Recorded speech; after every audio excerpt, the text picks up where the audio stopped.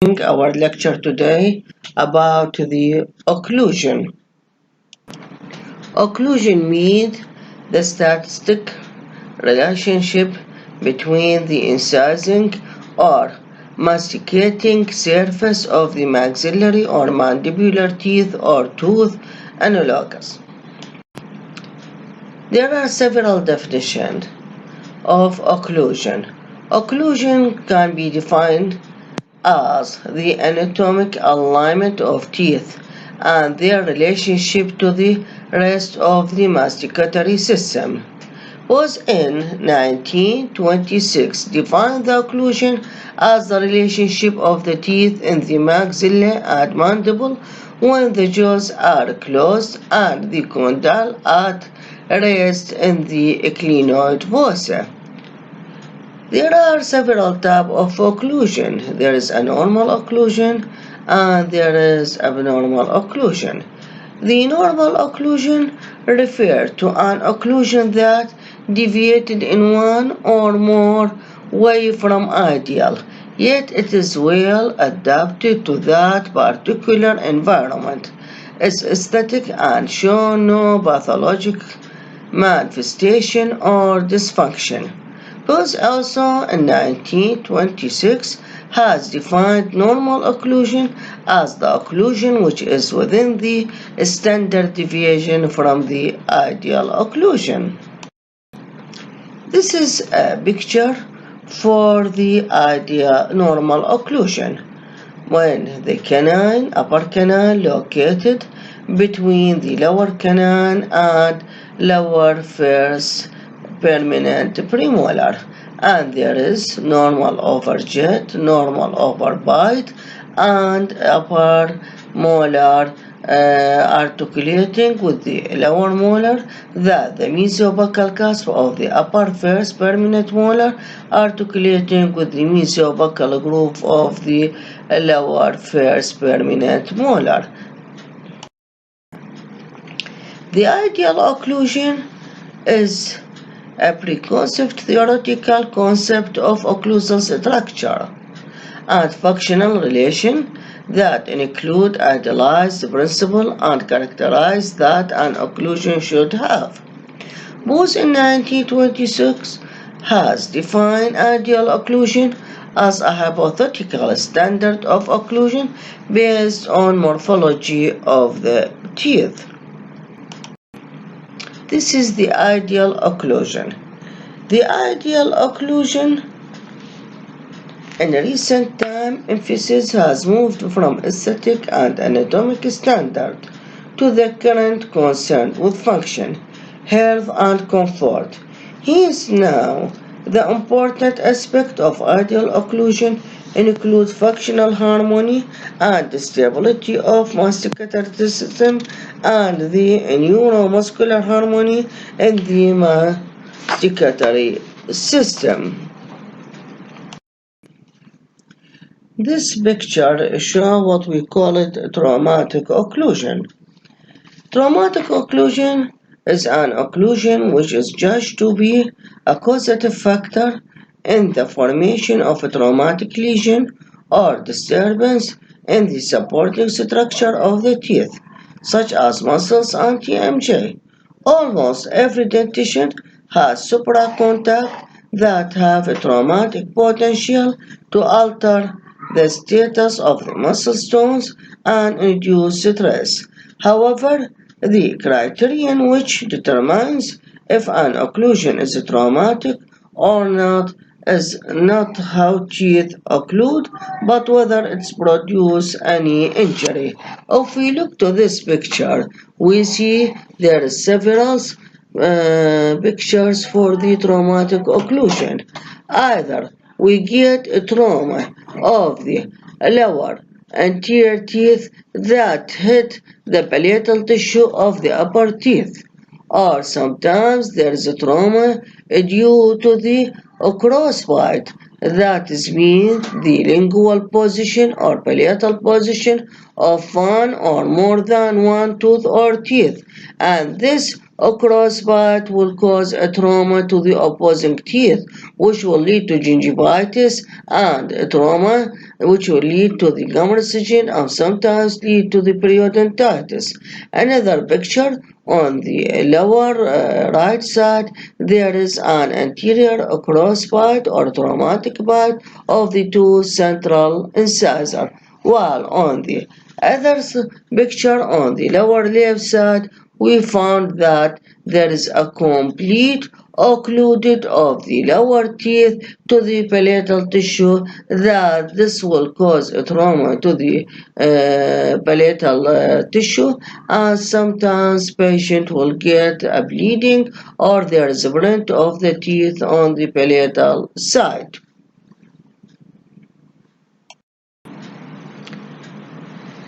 Another term for the occlusion, that what we call it a therapeutic occlusion. It is a treated occlusion employed to counteract structural interrelationship related to the traumatic occlusion. The concept of occlusion. A numerous concepts of occlusion have been suggested. Some of the important ones are Engel in 1887, Hillman 1921, Lucia 1962, and another. All of them have stress to varying degree, state, and or functional characteristic of occlusion. None are completely applicable to natural dentition, since a few concepts provide specific occlusal relation to joint position. Some provide why in which muscles and neuromuscular function. The classification of the occlusion have been suggested, but the important ones are based on the mandibular position, second based on the relationship of first preeminent molar, third based on the organization of occlusion, and lastly based on pattern of occlusion.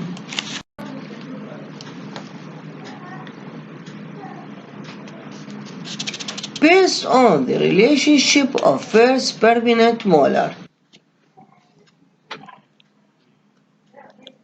Depending on the anteroposterior jaw relationship, Edward H. Engel classified occlusion in three types: a class 1, a class 2, a class 3.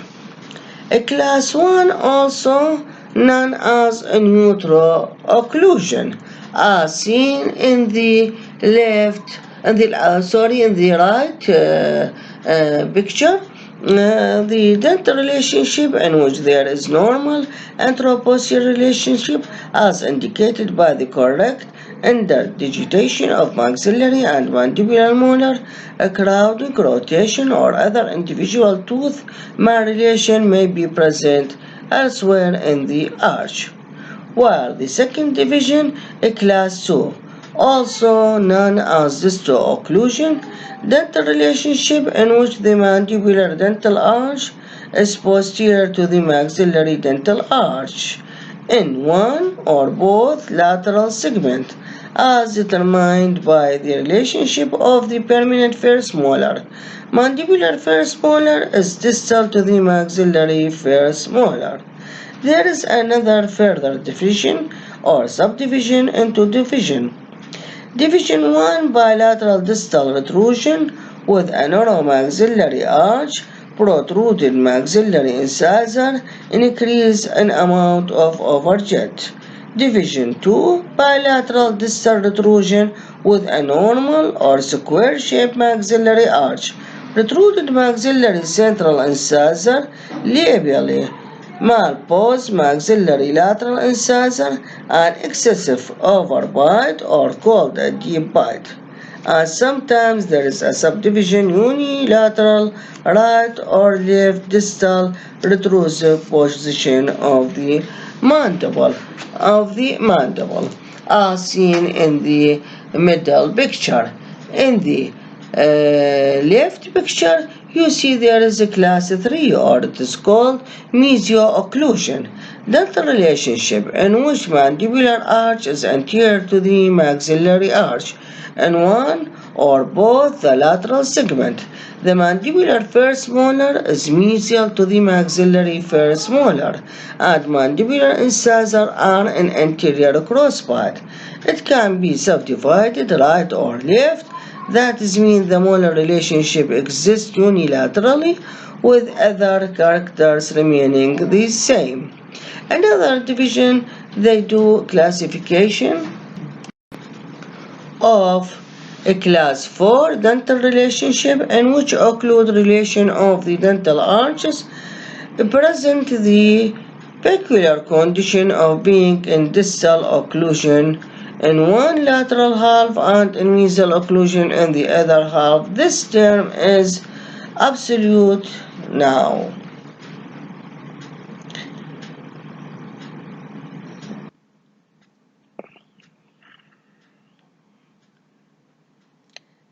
Based on the pattern of the occlusion, there are two types. There is a cusp temperature marginal ridge occluded development of occlusion can result in fitting of one stamp cusp into a fossa and the fitting of the another cusp of the same tooth into the embrasure area of two opposing teeth. This is a tooth-to-teeth relation occlusion. Cusp fossa occlusion, development and growth of the masticated apparatus result in most or all of the stamp cusp fitting in the fossa. This cusp fossa relationship normally produces an interdigitation of the cusp and fossa of one tooth with the fossa only on the opposing tooth. This is a tooth-to-one-tooth relation. The cusp fossa tooth-to-the-tooth arrangement has some distinct advantage over the cusp pressure arrangement. These advantages of cusp fossa arrangement over cusp pressure arrangement: 1. Forces are directed more toward the long axis of the tooth. Second, the arrangement leads to greater stability of the arch, decreasing the tendency toward the tooth movement. The chance of food impaction in the pressure is less. There are several curves, and these curves very important, and this is called compensatory curvatures. The occlusal surface of the dental arches do not generally conform to the flat plane. According to the Wilson, the mandibular arch appears concave and the maxillary arch convex. And according to the bone wall, the maxillary and mandibular arch adapt themselves in part to an equilateral triangle of similar sides. According to von Spee, cusp and the incisor ridge of the teeth display a curved alignment when the arches are observed from point opposite the first molar. The curve of Spee, as seen in this picture, it is frequently called seen from the sagittal plane. And there is a monsoon connect the curvature in the sagittal plane with the compensatory curvature as in the vertical plane, and suggested that mandibular arch adapts itself to the curved segment of the sphere of similar radius. Here the maxillary canine guide the mandible so that the posterior teeth come into occlusion with a minimum of a horizontal force. As you see, this is a curvature, and this curvature, the first one curve of Spee, and the second picture show the curve of from the molar to the molars, and there is a curve of Monson. The compensatory curves of the dental arch, the curve of SP, refer to the anterior-posterior curvature of the occlusal surface, beginning at the tip of the mandibular cuspid and following the buccal cusp of the bicuspid and molar, connecting as an arc through the condyle. If the curve is extended, it would form a circle of about 4 inches diameter. This curvature is within the sagittal plane only. The curve of SP given by F. Graf von Spee in Germany in 1890. The curve of Wilson is a curve that contacts the buccal and lingual cusp tips of mandibular buccal teeth. The curve of Wilson is mediolateral on each side of the arch. It results from inward inclination of the lower posterior teeth. And curve of Wilson help in two ways. The first way, teeth are aligned parallel to the direction of the medial pterygoid for optimum resistance to the masticatory forces. The second one, the elevated buccal cusp prevent food from going past the occlusal staple. While curve of Monson by Monson in 1920 at a later date connect the curve of Spee and curve of Wilson to all cusps and incisal edges and suggested that the mandibular arch adapted itself to the curved segment of a sphere of 4 inches. The position of the teeth in the dental arch, their contact point, it means the point of contact of the teeth should be situated at their greatest mesiodistal diameter. The anteroposterior position, the posterior teeth normally in contact with each other mesiodistally. The anterior teeth should have their incisal edge along a smooth curve. This is usually the case for the lower incisor because of their relative equal size. The maxillary lateral and central incisor, however, do not have the same labiolingual thickness, which causes the lateral incisor edges to be slightly lingual to those of the central. The canines serve as a cornerstone between the anterior and posterior. They are slightly more buccal than the first bicuspid and the lateral incisors. This is more accentuated in the maxillary arch than in the mandibular arch. In the vertical position, the tips of cusp of all the teeth are situated approximately on the segment of a sphere, the center of which is located about 10 mm above the crista gallia in the cranial base. It means the curve of the sphere in traditional dentition, where reduction is confined to the cusp, the same curve is maintained. One case of the axial inclination, that is mean the long axis of maxillary molar and bicuspid tend to meet in the area of the crista gallia. The maxillary, central, and lateral incisor are more inclined than the buccal teeth. Their long axis convergent apically. The long axis of the canine follow lateral wall of the nose. The axes of the mandibular posterior teeth are relatively parallel anteroposteriorly and divergent apically in the transverse direction. This means that the apices are farther apart than the buccal cusps. The axes of the canines are convergent apically in the transverse direction, as are the axes of the lower incisor. which in turn are inclined labially relative to the buccal teeth.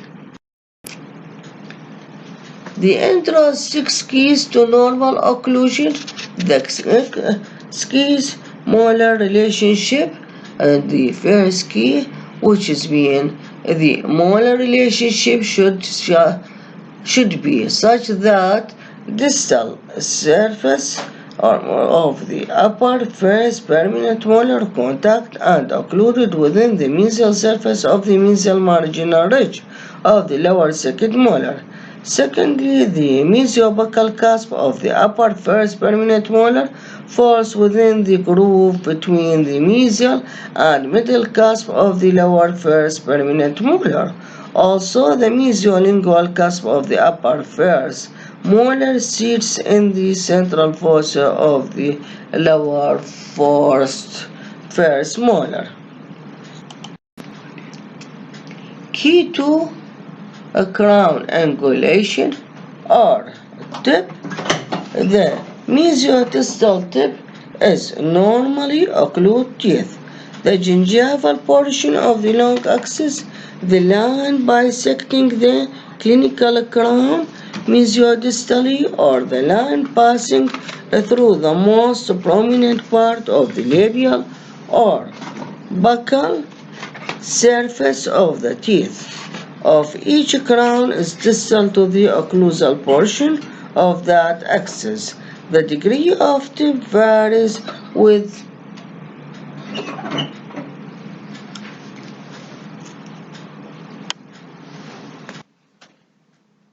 each tooth type. Key 3 crown inclination. A crown inclination refers to the labiolingual or buccolingual inclination of the long axis of the crown, not to the inclination of the long axis of entire tooth. A crown inclination is expressed in plus or minus degree. A plus reading is given if the gingival portion of the crown is lingual to the incisal portion. A minus reading is recorded when the gingival portion of the crown is labial to the incisal portion. Anterior crown inclination, probably inclined anterior crown, contribute to normal overbite and posterior occlusion. When two straight up and down, they lose their functional harmony and over-eruption result. Inclination should be positive in this category of the teeth. Posterior crown inclination, upper minus crown inclination should exist in each crown, from the upper canine through the upper second premolar. A slightly more negative crown inclination exists in the upper first and second molar. See the posterior crown inclination in the lower. A progressively greater minus crown inclination exists from the lower canine through the lower second molar. The fourth key to normal occlusion is that the teeth should be free of undesirable rotations. Key 5, tight contact. The fifth key is that the contact point should be tight, no spacing present between the teeth. And the occlusal plane or curve of SP, the planes of occlusion found on normal models, range the crown flat to slight curves of SP.